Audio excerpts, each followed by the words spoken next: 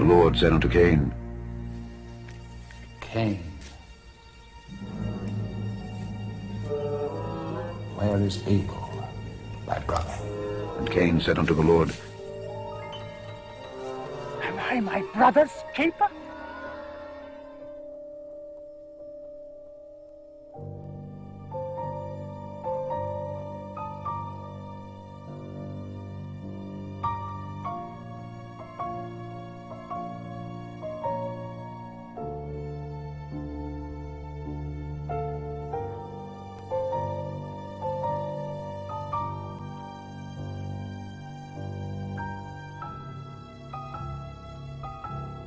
St. John says, how can you say that you love God whom you don't see if you do not love your neighbor whom you see?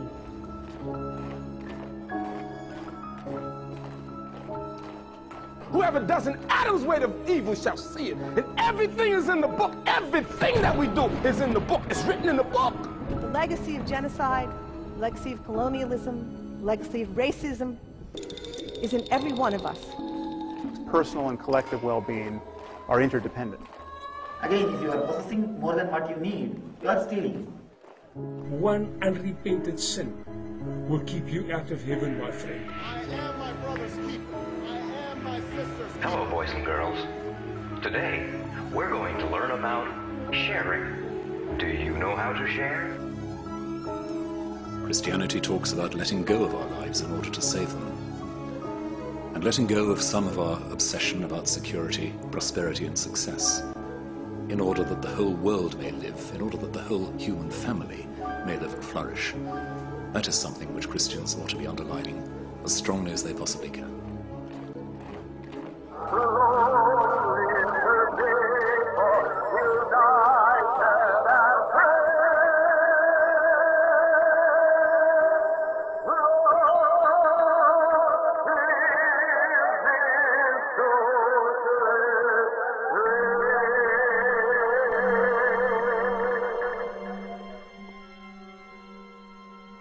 You have heard no concepts of morality but the mystical or the social.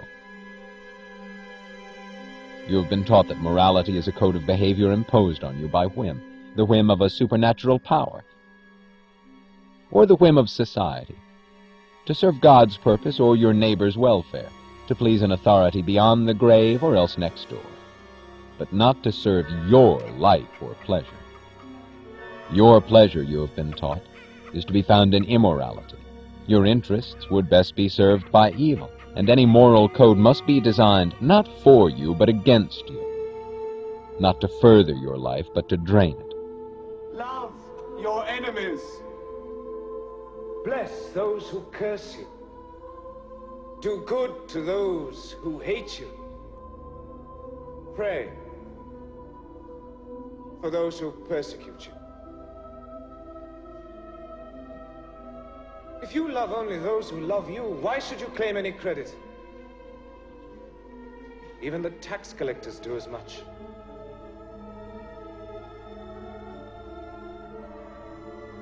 If anyone strikes you on the right cheek, offer the other also. And if anyone takes away your coat, give him your cloak as well. Give to everyone who asks from you.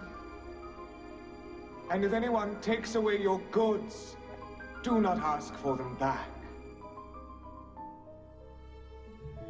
For centuries, the battle of morality was fought between those who claimed that your life belongs to God and those who claimed that it belongs to your neighbors, between those who preached that the good is self-sacrifice for the sake of ghosts in heaven, and those who preached that the good is self-sacrifice for the sake of incompetence on earth. And no one came to say that your life belongs to you, and that the good is to live it.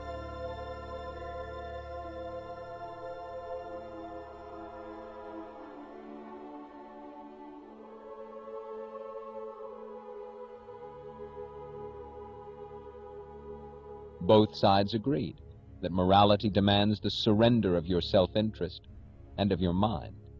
that the moral and the practical are opposites, that morality is not the province of reason, but the province of faith and force. Both sides agree that no rational morality is possible, that there is no right or wrong in reason, that in reason there's no reason to be moral. Whatever else they fought about, it was against man's mind that all your moralists have stood united.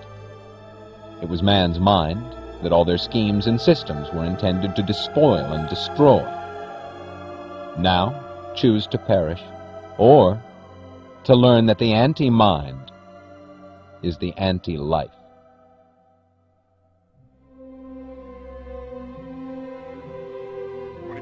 Atlas Shrugged. Go Atlas. Go Centaur. 9, 8, 7, 6, 5. Sweep aside those parasites of subsidized classrooms who live on the profits of the mind of others. Sweep aside those hatred-eaten mystics who pose as friends of humanity and preach that the highest virtue man can practice is to hold his own life as of no value. It is for the purpose of self-preservation that man needs a code of morality. The only man who desires to be moral is the man who desires to live.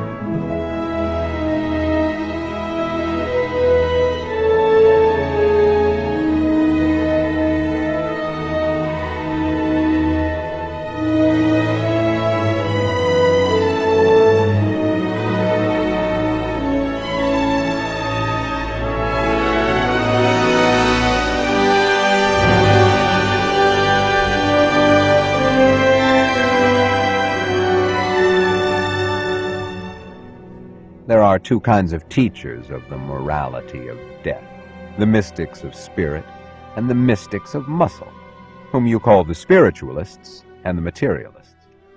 No matter how loudly they posture in the roles of irreconcilable antagonists, their moral codes are alike, and so are their aims. In matter, the enslavement of man's body. In spirit, the destruction of his mind. Do you think they are taking you back to dark ages? They are taking you back to darker ages than any your history has known. Their purpose is to deprive you of the concept on which man's mind, his life, and his culture depend, the concept of an objective reality.